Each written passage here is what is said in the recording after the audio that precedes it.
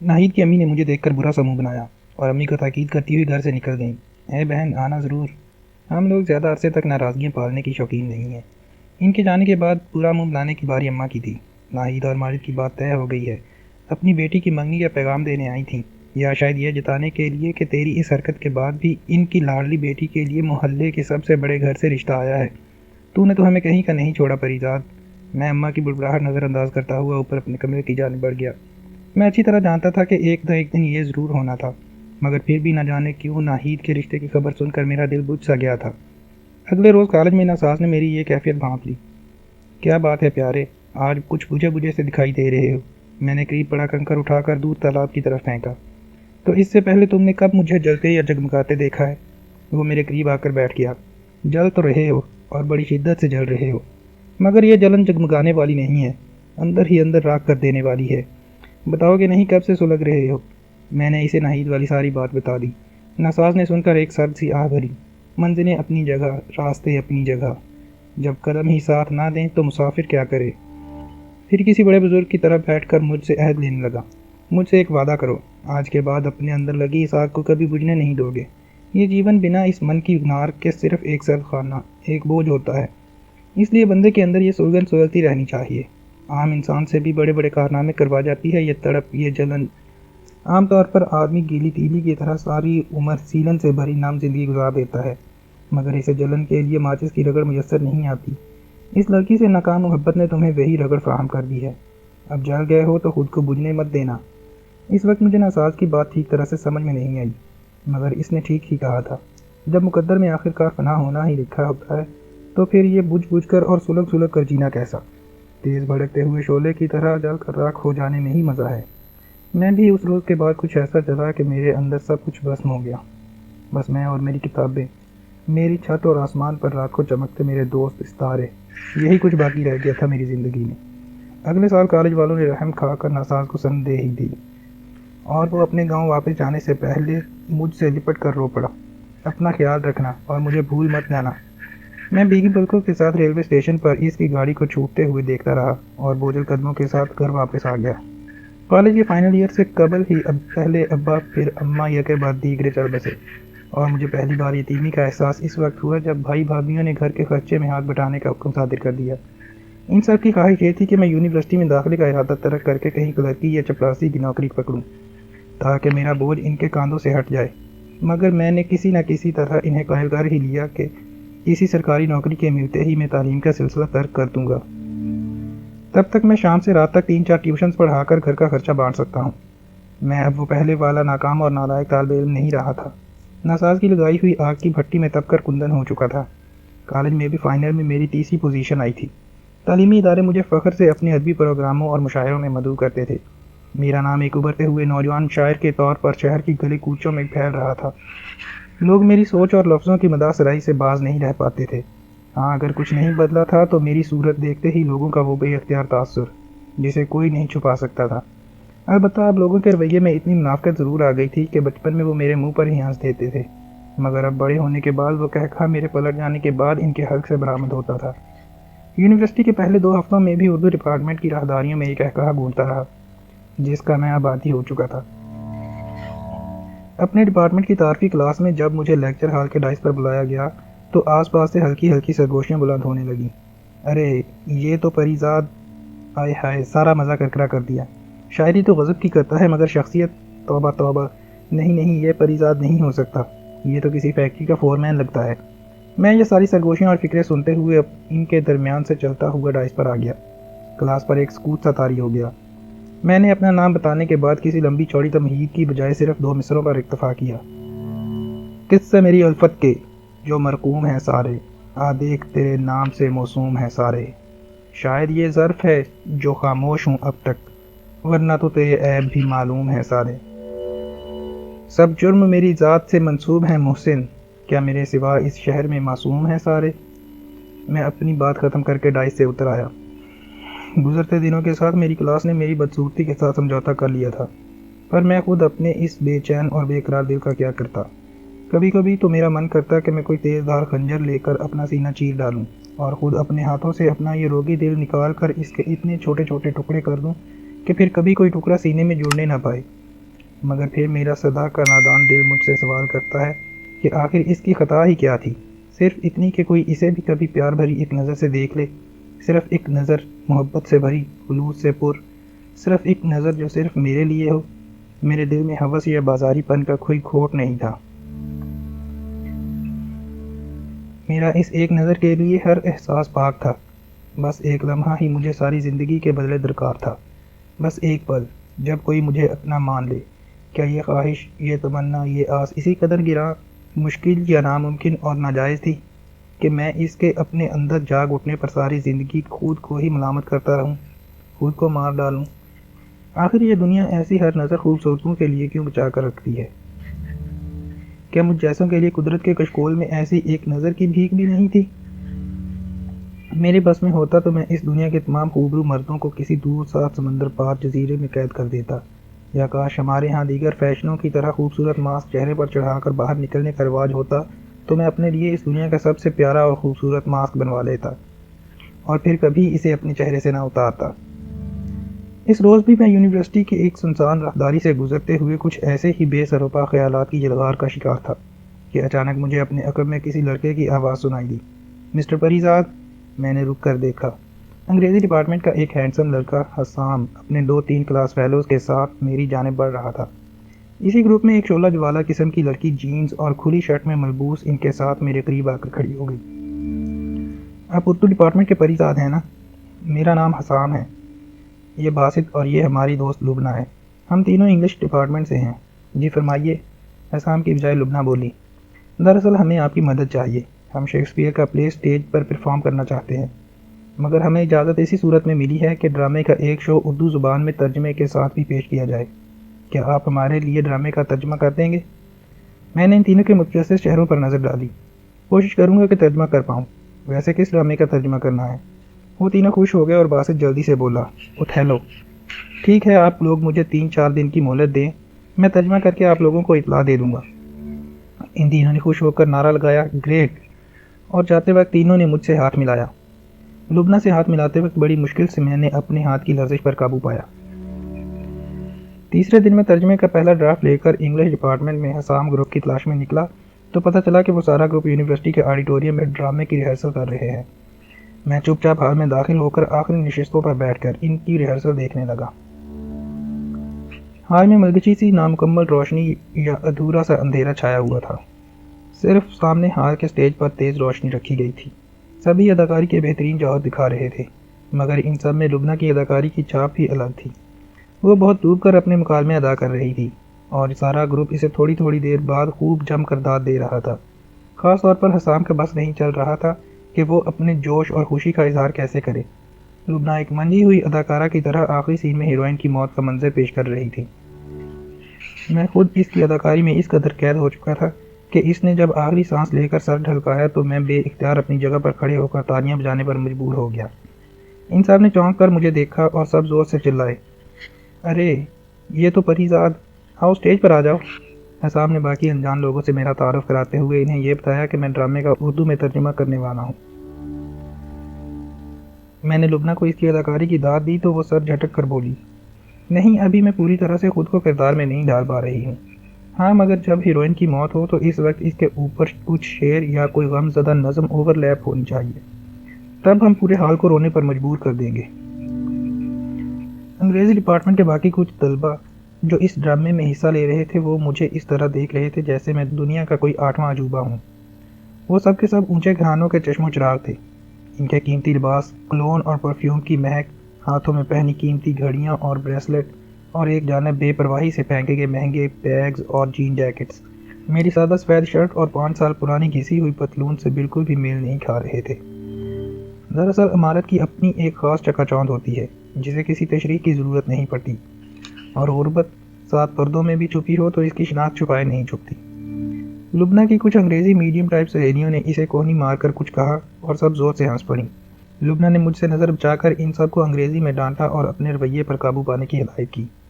میں جانتا تھا کہ ان الٹرا ماڈرن لڑکیوں نے میرے بارے میں لبنہ سے کیا سرگوشی کی ہوگی۔ میں نے لبنہ کو بتایا کہ میں نے اوتھیلو کا ترجمہ کر لیا ہے اور اگر وہ لوگ چاہیں تو کل سے ہی اردو ڈرامے کی ریہرسل شروع کر سکتے ہیں۔ حسام نے مجھے بھی ریہرسل دیکھنے کے لیے آنے کی درخواست کی، تاکہ میں ان کے تلفظ کی جانچ بھی کر سکوں۔ زندگی کی دور میں ہم اردو میڈیم والوں کے پاس آخر میں صرف یہی ایک تلفظ ہی تو باقی رہ جاتا ہے، ورنہ کچھ بچتا ہے تو صرف کمتری کا وہ احساس جو ہمیں ساری عمر قدم قدم پر اپنے کسی اور ہی سیارے کی مخلوق ہونے کا ادراک دیتا رہتا ہے۔ رات کو جب میں کھلی چھت پر تاروں کی اوڑھنی کے نیچے لیٹر ڈرامے کے بارے میں سوچ رہا تھا تو مجھے لبنہ کی بات یاد آئی کہ اگر لڑکی کی موت پر کوئی نظم پس منظر میں اس کے آخری سین کو بھرے تو تاثر دوبالا ہو سکتا ہے۔ اوتھیلو کے اختتام میں ہیرو کسی رقیب کی لگائی ہوئی شک کی آگ میں جھلس کر خود اپنے ہاتھوں سے ہیروئن کو گلا دبا کر مار دیتا ہے۔ پل بھر کی نفرت کا غلبہ ساری عمر کی محبت کو نگل جاتا ہے۔ مجھے یہ بات کبھی سمجھ نہیں آئی تھی کہ انسان کی برسوں کی محبت کا امرت گھڑی بھر میں نفرت کے کڑوے زہر میں کیسے تبدیل ہو جاتا ہے، یا پھر شاید محبت اور نفرت دراصل ایک ہی سکے کے دو رخ ہوتے ہیں۔ جذبات کے بازار میں دونوں کا مول یکساں رہتا ہے، مگر جب کسی انسان کو دوسرے انسان سے نفرت ہو جاتی ہے تو وہ اس سے وابستہ چیزوں، جگہوں، یادوں اور دوسرے سے جڑے معمولات سے بھی کیوں نفرت کرنے لگتا ہے۔ جس راستے پر کبھی دو پیار کرنے والے ایک ساتھ چلے جاتے وہ راستہ کیوں ممنوع بن جاتا ہے۔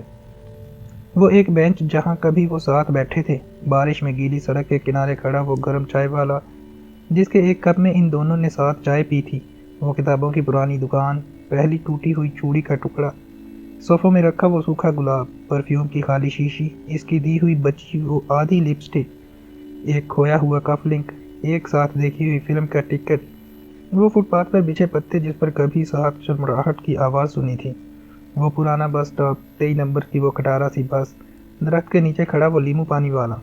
بھلا ان سب چیزوں کا ان کی بدلتی محبت اور نفرت میں ڈھلتی اس کڑواہٹ سے کیا تعلق؟ ہم اس ایک شخص کی نفرت میں ان سب یادوں، باتوں اور جگہوں کو کیوں شامل کر لیتے ہیں؟ انسان کتنا ظالم ہے کہ معصوم یادوں سے بھی انتقام لینے سے باز نہیں رہتا۔ ڈرامے والے دن حال کھچا کھچ بھرا ہوا تھا اور ساری یونیورسٹی اوتھیلو کو اردو میں جملے بولتے دیکھنے کے لیے جمع تھی۔ ہیروئن کی آخری سانس نکلنے سے پہلے پس منظر میں میری نظم کے بول گونج اٹھتے ہیں۔ سنو، تمہاری وفا پر گرچہ پورا یقین ہے، مگر بدلتی رتوں کے وار کا کچھ بھروسہ نہیں۔ سو گر کبھی ایسا ہو کہ تمہیں مجھ سے نفرت ہو جائے اور میری روح کی کومل پنکھڑیاں تمہیں کسی ببول کی مانند چبھنے لگیں، تو بیتے دنوں کو یاد نہ کرنا کہ یادوں کا زہر زخم کو بھرنے نہیں دیتا۔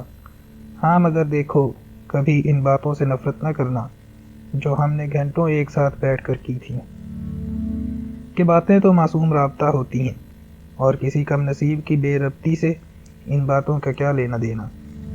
ڈرامے کے منظر میں اوتھیلو ہیروئن کے پاس پہنچتا ہے، رات ڈھل رہی ہے اور ہیروئن ڈیسڈیمونا سو رہی ہے۔ اوتھیلو اپنی محبوبہ کو جگاتا ہے اور سرد لہجے میں ڈیسڈیمونا سے کہتا ہے کہ وہ اپنی آخری دعا کر لے۔ اوتھیلو کی محبوبہ کی آنکھ میں آنسو بھر آتے ہیں اور وہ اپنے محبوب سے التجا کرتی ہے کہ وہ اسے آج رات جینے دے اور چاہے تو صبح مار ڈالے، مگر اوتھیلو کی آنکھوں پر شک کے کالے ناگ کس کر پٹی باندھ چکے ہیں۔ وہ ہیروئن سے کہتا ہے کہ اب بہت دیر ہو چکی۔ پس منظر میں میری نظم کے بول اوور لیپ ہو رہے ہیں۔ اور سنو میرے محبوب، کبھی ان رنگوں سے نفرت نہ کرنا جو مجھے بہت اچھے لگتے تھے، کہ رنگ تو روح کو اجالتے ہیں اور کسی کے مقدر کے اندھیروں سے ان رنگوں کا کیا لینا دینا۔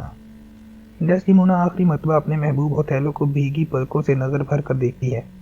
اوتھیلو کے بھاری ہاتھوں کی انگلیاں اس کی نازک شہرت کو دبانا شروع کر دیتی ہیں۔ لڑکی سانس گھٹنے کی وجہ سے تڑپتی ہے اور بستر کی چادر نیچے گرتی ہے۔ اے میری وفا کے مالک، کبھی ان نظاروں سے نفرت نہ کرنا جو ہم نے ایک ساتھ دیکھے تھے، کہ نظارے تو قدرت کا حسن ہوتے ہیں اور کسی ہرما نصیب کی بدصورت یادوں سے ان نظاروں کا کیا لینا دینا۔ اوتھیلو کی مضبوط گرفت میں اس کی محبوبہ کا دم تیزی سے بند ہو رہا ہے اور وہ بن پانی کی مچھلی کی طرح تڑپ تڑپ کر جان دے رہی ہے۔ اوتھیلو کی آنکھیں وحشت سے باہر کو ابل رہی ہیں اور وہ پوری قوت سے اپنی جان سے پیاری ڈیسڈیمونا کا گلا گھونٹ رہا ہے۔ تکلیف کی شدت سے اس کی محبوبہ کی انگلیوں کے ناخن اوتھیلو کے بازوؤں کی رگوں میں پیوست ہوئے جا رہے ہیں۔ لڑکی کا نازک بدن آخری مرتبہ زور سے کانپتا ہے۔ میرے ہم نفس، میری جان، بس مجھ سے اور صرف مجھ سے نفرت کرنا کہ میری روح کی سیاہی سے ہی یہ چار سو اندھیرا ہے۔ میری بدصورتی سے ہی ہر رنگ پھیکا ہے، ہر منظر ویران ہے، ہر بات بے ربط اور جھوٹی ہے، ہر بے وفائی میرے نام، سو بس مجھ سے ہی نفرت کرنا کہ صرف میں اور فقط میں ہی تمہاری اس نفرت کے قابل ہوں۔ اوتھیلو کی محبوبہ اپنے محبوب کی گرفت میں تڑپ کر آخری ہچکی لیتی ہے اور اس کی روح کف سے انصری سے پرواز کر جاتی ہے، مگر مرتے مرتے بھی اس کی بے جان آنکھیں اپنے پیارے اوتھیلو کو ہی دیکھ رہی ہیں۔ لڑکی کا محبوب، اس کا قاتل اوتھیلو اپنی محبوبہ کا سر گود میں لیے بیٹھا رو رہا ہے۔ اسٹیج کا پردہ گر جاتا ہے۔ ڈرامہ ختم ہونے کے بعد چند لمحے تو سارے حال میں سناٹا سا چھایا رہا، اور پھر تالیوں کی گونج سے وہ شور مچا کے تھمنے کا نام نہیں لیتا تھا۔ لبنہ راتوں رات سارے شہر کی یونیورسٹیز میں مقبول ہو چکی تھی۔ ڈرامے کی کامیابی کی خوشی میں اس نے اپنے گھر میں ایک پارٹی رکھی اور ہم سب کو تاکید کے ساتھ دعوت دی۔ میں نہیں جانا چاہتا تھا، مگر اس نے میری ایک نہیں سنی اور مجھے مجبوراً اس شام وہاں جانا ہی پڑا۔ گھر کیا تھا، پورا محل تھا، مغربی طرز کا ایک وسیع و عریض پھولوں بھرا باغیچہ جس کے درمیان پریوں کے گھر جیسی ایک شاندار عمارت کھڑی تھی۔ پچھلی جانب سوئمنگ پول تھا اور پارٹی کا بندوبست وہیں کیا گیا تھا۔ موسیقی کا اہتمام بھی تھا اور جدید اصطلاح میں کہے جانے والے ڈی جیز لڑکے لڑکیوں کی فرمائش پر دھنیں بدل بدل کر بجا رہے تھے۔ لبنہ کہیں سے اپنی ماں کو کھینچتی ہوئی لے آئی اور ان سے میرا تعارف کروایا۔ قیمتی ساڑی میں ملبوس سونے اور ہیرے سے لدی پھندی اس عورت نے مجھے غور سے دیکھا اور ہونٹ کیڑ کر کہا، خوب، تو یہ ہے پریزاد، انٹرسٹنگ۔ میرا جی چاہا لبنہ کے کان میں دھیرے سے کہوں کہ ایسے جانے کتنے مناظر میں اردو فلموں میں دیکھ چکا ہوں، جہاں امیروں کی محفل میں غریب کو اس کی حیثیت یاد دلائی جاتی ہے۔ پھر مجھے خود اپنی سوچ پر ہنسی آ گئی۔ اتنے میں میرے عقب سے ایک بہکی ہوئی آواز بلند ہوئی، خواہ، تو یہ ہیں مسٹر پریزاد، جن کی شاعری ڈرامے میں ڈب کی گئی تھی۔ بھئی واہ لبنہ، کیا اداکاری کی تھی تم نے۔ میں نے پلٹ کر دیکھا۔ ایک پکی عمر کا موٹا سا شخص آہستہ آہستہ ڈگمگاتے قدموں سے ہماری جانب چلا آ رہا تھا۔ لبنہ نے تعارف کروایا کہ یہ سیٹھ عابد ہے، ان کے خاندانی دوست۔ وہ شخص لبنہ سے کافی حد تک بے تکلف ہونے کی کوشش کر رہا تھا، یا پھر یہ نشے کا کمال تھا۔ میں ایک جانب ہٹ کر کھڑا ہو گیا تاکہ لبنہ کو فرصت ملے تو میں اس سے اجازت لے کر وہاں سے نکل جاؤں۔ سیٹھ عابد کھانا لے کر پلٹا تو اس کی نظر پھر مجھ پر پڑ گئی اور وہ میری طرف چلا آیا۔ اور جناب، کیا مصروفیات ہیں آج کل؟ دراصل میں خود بھی چھوٹا موٹا سا شاعر ہوں اور چاہتا ہوں کہ جلد ہی میری کتاب بھی میرے مداحوں کی پیاس بجھانے کے لیے شائع ہو جائے، مگر کیا کروں، یہ کاروبار اور دھندا ہی جان نہیں چھوڑتا۔ سیٹھ عابد نے وہی کھڑے کھڑے اپنی دو چار غزلیں مجھے سنائیں، جنہیں سن کر میں نے شکر کیا کہ اس کی کتاب ابھی تک شائع نہیں ہوئی۔ سیٹھ عابد اپنی دھن میں مگن بولے جا رہا تھا، لبنہ تمہاری شاعری کی بڑی تعریف کرتی ہے، میں چاہتا ہوں کہ تم میری شاعری کی نوک پلک سنوار کر اسے بھی ایسا بنا دو کہ وہ لبنہ کے معیار پر پوری اتر جائے۔ میں نے حیرت سے سیٹھ عابد کی طرف دیکھا۔ صاف ظاہر تھا کہ وہ چاہتا تھا کہ میں اپنی شاعری اس کی کتاب کے لیے اسے دے دوں۔ سیٹھ عابد نے میری آنکھوں میں جھانکا، اور اس کام کے لیے میں تمہیں ایک قطیر رقم دینے کو بھی تیار ہوں۔ لبنہ بتا رہی تھی کہ تم ٹیوشنز پڑھا کر اپنی پڑھائی کا خرچہ پورا کرتے ہو۔ میں اپنے غصے پر قابو نہیں رکھ سکا۔ معاف کیجیے گا عابد صاحب، زندگی میں ہر چیز بکاؤ نہیں ہوتی۔ عابد طنزیہ انداز میں مسکرایا، غلط، آج کل سب بکاؤ مال ہے، اور جس محل میں آج تم کھڑے ہو، ان عمرہ کے لیے یہ شاعری، یہ خوبصورت لفظ ان کی ایک شام بہلانے کے کام آ سکتے ہیں، مگر اس سے زیادہ نہ ان کے پاس وقت ہوتا ہے نہ فرصت کہ وہ روزانہ تمہیں بلا کر تمہارے فن سے محظوظ ہو سکے۔ میں تو پھر بھی تمہارے الفاظ، تمہاری سوچ اور تمہارے خیالات کی بہت اچھی قیمت لگا رہا ہوں۔ وقت ملے تو ٹھنڈے دل سے سوچ لینا۔ میں نے بڑے بڑے قلمکاروں کے مسودے ردی کے بھاؤ بکتے دیکھے ہیں۔ میں لبنہ سے اجازت لے کر واپس چلا آیا۔ جب انسان کے پاس دولت کی بہتات ہو تو اس کے اندر کا کباڑیا دکاندار کیوں جاگ جاتا ہے؟ کیا یہ سبھی امیر ایک جیسے ہوتے ہیں؟ مگر لبنہ تو ان جیسی نہیں ہے۔ میں نے ہمیشہ اس کی آنکھوں میں اپنے لفظوں کے لیے ایک خاص احترام دیکھا ہے۔ میرا بھولا دل ایک بار پھر راہ بھٹکنے کے بہانے ڈھونڈ رہا تھا۔ اگلے دن لبنہ نے مجھے یونیورسٹی میں چپ اور اداس دیکھا تو اسے لگا کہ میں گزشتہ شام اس کی ماں کے سلوک سے دل برداشتہ ہوں۔ اس نے مجھ سے معذرت کی، مگر میں نے اسے تسلی دی کہ میں اس سلوک کا عادی ہوں۔ مگر لبنہ کی سیاہ جھیل سی آنکھوں میں اداسی اتر آئی۔ مجبوراً اس کا دل بہلانے کے لیے مجھے اردو فلموں والی مثال دہرانی پڑی کہ اس کی پارٹی میں آنے سے پہلے میں نے درجن بھر ایسی فلمیں دیکھ کر خود کو پہلے ہی ذہنی طور پر تیار کر لیا تھا۔ البتہ بس ایک کمی رہ گئی کہ وہاں کوئی بڑا سا پیانو نہیں پڑا ہوا تھا جس پر بیٹھ کر ایسی سچویشن میں غریب لڑکا ہیروئن کے لیے گانا گاتا ہے۔ میری بات سن کر لبنہ زور سے ہنس پڑی۔ یوں لگا جیسے تیز بارش میں دھوپ نکل آئی ہو، مگر میں لبنہ سے چاہتے ہوئے بھی یہ نہیں کہہ پایا کہ فلموں میں پیانو پر گانے والا ہیرو ہوتا ہے جو مردانہ وجاہت اور خوبصورتی سے مالا مال ہوتا ہے، جبکہ میں اگر پیانو پر گانے کے لیے بیٹھ بھی جاتا تو میری وجہ سے سارا منظر دھندلا ہو جاتا۔ جب چہرہ ہی دھول سے اٹا ہو تو آئینہ کیا کرے۔ اور پھر چند دن بعد لبنہ نے اچانک یونیورسٹی آنا بند کر دیا۔ میں نے اس کے سب دوستوں سے پوچھا مگر کسی کو کچھ پتہ نہیں تھا۔ آخر 5ویں دن میں دل کے ہاتھوں مجبور ہو کر اس کے بنگلے کے دروازے پر پہنچ گیا۔ چوکیدار نے لبنہ کے نام پر مجھے گھر کے لان تک پہنچا دیا۔ لان میں لگے سنگ مرمر کے بڑے فوارے کے پاس لبنہ کی ماں کو بیٹھے دیکھ کر میرے قدم اٹکنے لگے۔ دوسرا جھٹکا مجھے لبنہ کی ماں کی انگلیوں میں پکڑے سگریٹ کو دیکھ کر لگا۔ اس نے غور سے میری طرف دیکھا اور سگریٹ کی راکھ چاڑ کر بولی، لبنہ سے ملنے آئے ہو؟ میں نے سر پٹا کر جواب دیا، جی۔ لبنہ کی ماں نے میری آنکھوں میں جھانکا، محبت کرتے ہو میری بیٹی سے؟ مجھے لگا جیسے کسی نے میرے قدموں کے نیچے سے زمین کھینچ لی ہو۔ لبنہ کی ماں کی آنکھیں مجھے اپنے جسم سے پار ہوتی ہوئی محسوس ہو رہی تھیں۔